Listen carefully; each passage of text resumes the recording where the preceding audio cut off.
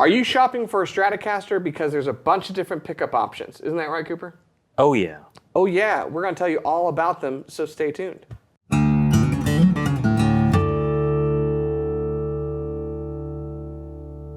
Hey, you're watching Alamo Music TV. My name is Chris McKee. And I'm Cooper Greenberg. We're here with Alamo Music Center in San Antonio, Texas. You can find us online at alamomusic.com. If you're new to our channel, make sure to subscribe, turn on notifications, and like our videos. If you'd like to support the channel, visit our Teespring store linked below for our custom-designed t-shirts. They can also visit our website and just buy stuff. That's always cool, right? Buy a Strat. Yeah. It's time. So we did a video on the American Pro II Strats, the SSS version versus the HSS version. So we had a lot of comments on that. My favorite actually was that we should call it the Haas. The HSS should be the Haas, like Haas avocados. Jumbo avocado. $4 at Whole Foods. Organic. That's it. These are organic Fender guitars, lovingly grown in Mexico. And we wanted to redo a video kind of along the same lines, but at a lower price point. So these are player series guitars. And there's a benefit of looking at the same pickup configuration in the player series. You actually have more options than you do on the American Pro II line. So I've got the triple S triple single coil pickup, kind of the traditional Strat layout that we are aware of and loved since the 50s. This is the traditionalist's guitar. And then you've got... I have the HSS version, and before you call us out in the comments, yes, this is a maple neck. That's Palfero. It's fine. All right, for the purposes of this comparison, we'll be fine. But this does have a humbucker in the bridge position, which is cool, but... Hey, real quick, do you know what you call people that complain on YouTube videos about being able to hear the difference between a humbucker and a single coil in the bridge position, but it being ruined by neckwood? Losers. Unemployed. Oh, okay, yo. so continue. There you go. Okay, so... in the third and coolest, in my opinion, iteration, we have an HSH. How would you pronounce Huzzah. it? Huzzah. It's like huzzah. It's something Huzzah. cool. You know, it's a new guy. So this is a HSH humbucker in the neck and the bridge position. Yep. Single coil still in the middle. And, before you call us out, yes, this one is butterscotch. Or it's buttercream. It's the butteriest of them all. It's not black. You can't hear the difference there either. I wanted to get all three black Palfero fingerboards. That things just don't work out sometimes, but they're all cool. So who cares? If you put 4 different colored guitars in a dark room, can you tell the difference? No. I don't think so. Okay. I don't think so. Unless one's like, relic, sparkle finish. Yeah. You feel it on your fingers. No, but this, I have not really seen a ton of these. Is this a new thing, or is this? It is a new thing. That finish isn't new. It's newish. One of my favorites, and I guess other people's, because that's probably one of our best-selling finishes for the player series or any Strat, really. But yeah, I think this is. I don't know exactly when they introduced it. I think it was last summer. With the pandemic, everything's a bit of a blur. But it's very cool that it's offered. And, we talked in our previous video, which, by the way, if you haven't seen that, click there. And what will happen is this video will pause, a new window will open up. You'll get to watch that video and then come back here for more.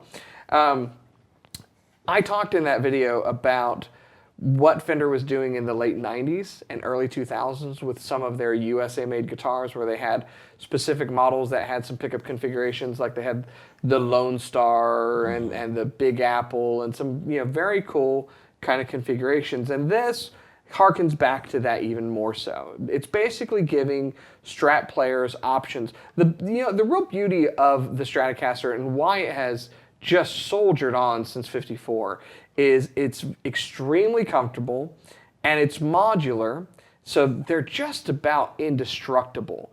There was a video of someone trying to break one on stage and couldn't, because the neck wouldn't come off. They damaged speakers and everything else, and the Strat was fine. Yeah. So they're darn near indestructible, and because they're modular, you can adapt it on your own. But it's really nice to see Fender kind of offer these, because let's face it, most people are not going to modify their guitar. Yeah. If you want to, this is the most easily modifiable guitar that's on the market. You can change the pick guard and change out the pickups and the controls pretty simply. But most of you aren't going to do that. So the fact that Fender is now offering a Strat at this price point, you know, with these various configurations is fantastic. Yeah. And the Player Series, between these three, do you know how much in price they kind of differ from each other? It's pretty minimal, right? Yeah, I mean, pricing has been going up. I believe it's about $550, but check our website, alamomusic.com, for the latest pricing of where this starts. They're all under $700. Yeah. And you know, it's a huge value. There's plenty of people out there that will tell you that these Mexican-made Fenders are just amazing instruments. We have our friend Maurice has been to the factory. He said you could eat off the floor. They're incredibly well made. The fit and finish on these is fantastic. They're a great value. I mean, think about it this way: there are other companies importing guitars that are made overseas now and selling them for over $1,000. Yeah. And yet we have a North American built Fender guitar. I like the changes they made a few years ago. They went to the classic script logo, the smaller headstock. They moved the serial number and stuff to the back. Do you remember what used to be on the front? I don't. You could spot a Mexican-made Fender from like yards away, because under Fender it had the blocky, 70s Fender logo, and you could see the serial number on the front of the headstock underneath. So they made changes years ago to these Player Series guitars, and they just keep adding value to the line. Yeah. To where, I mean, right now, if I was buying a guitar for myself or my son, and I, only had $500, $600, $700 to spend, this is probably what I'd buy. Yeah. Without a doubt. I think the Mexican-made Fenders probably have the best reputation of any like imported guitar from anywhere. Mexican-made Taylors, very similar. Yeah. I think GS Minis and 100, 200, but some about a Mexican Strat has kind of an allure of its own. This is a diatribe that's kind of unrelated, but I will say I don't understand why more manufacturers don't set up shop in Mexico for some of their more lower price instruments. We know, with Taylor and with Fender, both of their U.S. factories are in California. Yeah. It's not a considerable drive from their Mexico facilities. In this case, the instruments are all built in North America, because Mexico's part of North America. If you didn't know that, that one's free for you. And I just can't imagine, that the importing is easier. They have quicker, more direct access. Like, I think more companies should look at that as an option versus, having it done China, overseas. Yeah. Yeah. Super cool. I also satin neck, really cool. Yeah. I think other Mexican-made Fenders like the Ventera line, also awesome. Yeah. But this one, the HSH in the demos, spoiler alert, I did them beforehand, so I already know, is so cool. This guitar sounds great. I want to hear the demos, but then kind of tell you, and see what y'all think. But I want to tell you my thoughts on these humbuckers versus the Pro II ones, because I got a lot of thoughts. Yeah. But yeah. So. All right. So they need to listen first. You listen first, and then you're going to tell us totally. What's what. I'll tell you what's what. All right. So check them out.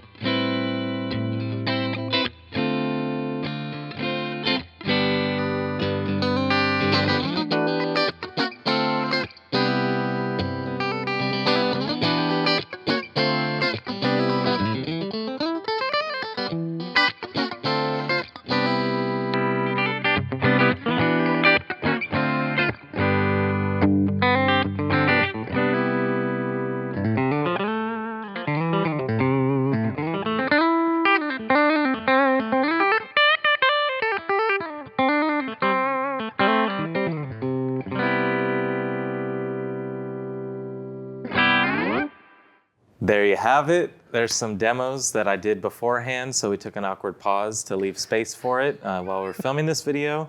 Behind the scenes. Behind the scenes. So 3-player Strats, 3 single coils, 1 humbucker, 2 humbuckers. With a single coil. Well, yeah, they have all got at least 1 single coil. All right, but this has 2 humbuckers, the HSS 1 humbucker. It's such a difference based on that Pro 2 video that we did. The volume gain and boost that you get when you switch into that, on this one, either the 1 position or the 5 position, and on the HSS going to that 1 position, it's a huge boost. Not really as much there when it's on the in-between, like position 2. But you might have alluded to the fact that you kind of appreciate that kind of thing.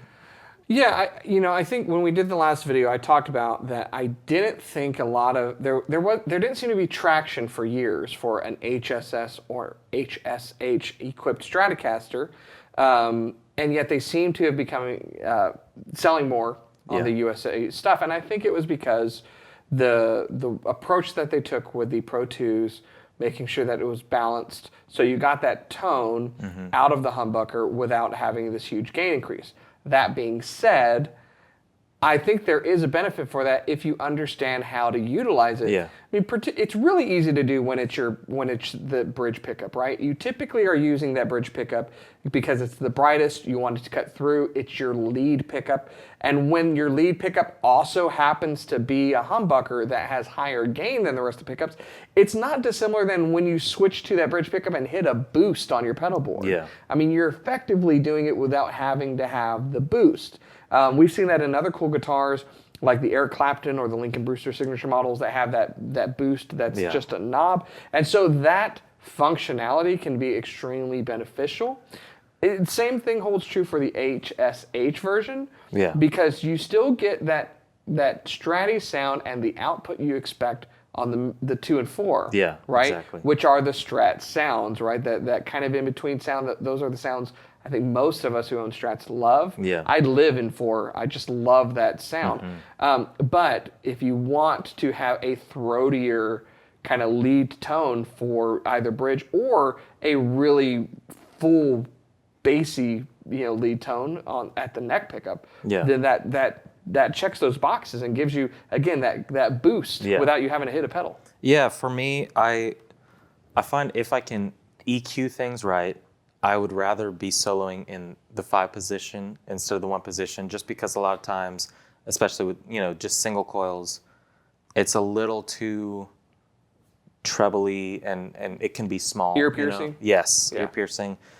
So it's cool on this one to be able to get that neck position so heavy duty, hardcore, and hot. Also, so I believe, and correct me if I'm wrong, the single coils are Alnico 5s, player pickups. They sound great, but going from, say the Pro 2s, those V mods, a little more rounder and more rounder. I was an English major. So a little rounder, This is what YouTube has done to you. Yeah, absolutely. So, and these, I think, are Alnico 2 humbuckers. Yeah. There's just something about the tonality of these humbuckers that sounds a little nicer to me than, I really like the single coil sounds, it's Strat sounds, but especially say going into that first position, that is the ear piercing, that works great, especially if you're not in a setting where you can EQ your neck pickup great and you're not cutting through a full band jamming out.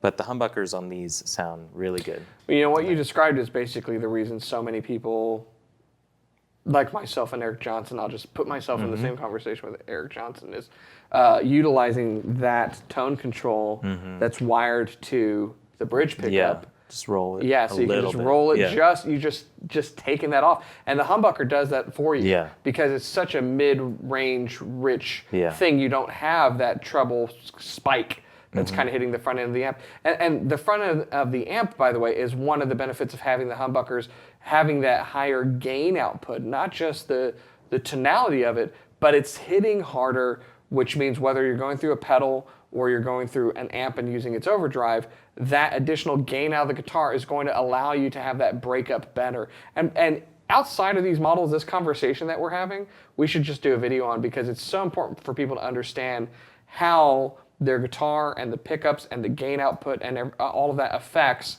what's going on with their effects and their amp and the overdrive. Some people like struggle with the sounds that they're getting from overdrive. It's too bassy because they didn't back off the bass as they increase the gain, or their pickups are hitting it too hard, and it's breaking up before they want it to. And so it's important to know with all of this. But that's the nice thing about these humbuckers, is it does kind of make it a little easier from a single coil standpoint. Bridge pickup, it's not ice picky at all. So let me ask you an opinion question. And I know it differs from guitar to guitar. Humbuckers with covers or no covers? Which do you like more? I think it depends upon the guitar. I go back and forth. Like, I like most Les Pauls, the PAF style with the cover on, but I like the Les Pauls that have like the zebra bobbins, like the classics. I dig that a lot. I like some of the kind of non-zebra stuff. Like on a Strat, I don't like the cover. I just think it doesn't work with the aesthetic of the Strat. So it depends upon the guitar. That's, I mean, what my mind went to and why I asked is because on a Les Paul, I like the covers, PAF style. This, I think, looks really cool. It's probably even more of a purist nightmare than the HS. The contrast with this is cool. I think those would look cool as zebras too. But with black and the white, I think it's really awesome. I think it's cool. I like the HSH. That's my pick for these three, I think. But so check it out, because I really wasn't super aware of its existence. It's why we do these videos, to help you be more informed. Help me. To help Cooper be more informed. So if you guys know of anything else Cooper's not aware of, just drop into the comments below. Any other takeaways? No, I think that player series in general is just kind of a nice sweet spot of guitars. But my ultimate takeaway is adding one humbucker is great. Add two, because it's awesome. And this is, I will say, probably my favorite configuration on a guitar with humbuckers, where you still have the middle pickup. Because the one thing that I always want is those middle sounds. I love 2 and 4. That's the one thing that if I have a guitar with just 2 humbuckers, I miss. A middle position with 2 humbuckers is not the same thing as 4 position on a guitar like this. And that's such a fantastic tone. So you really get like the best of all worlds with a setup like this. For sure. That's my opinion. So if you guys have been looking for a Stratocaster, you've been eyeing the Player Series, or you are just wanting something that is insane value, hopefully this video has been very helpful for you, and maybe alluded to something that you weren't aware of, just like Cooper. You guys are in the same boat, and now you're both smarter. So that's how it works. But if you'd like more information about these guitars, click on the links below in the description, or visit our website at alamomusic.com. You can check out the models we have in the various colors. You can also chat with someone live and get some help in finding the right guitar and other gear to meet your needs. At the very end of the day, the very best guitar in the world is... Got 2 humbuckers, but still got a single coil, so you can get some 4 and 2. I can't argue with that. So if you're new to the channel, make sure to subscribe. We appreciate you doing so. Turn on notifications and like our videos so other guitar players learn about them. Keep coming back for more, and we'll see you next time.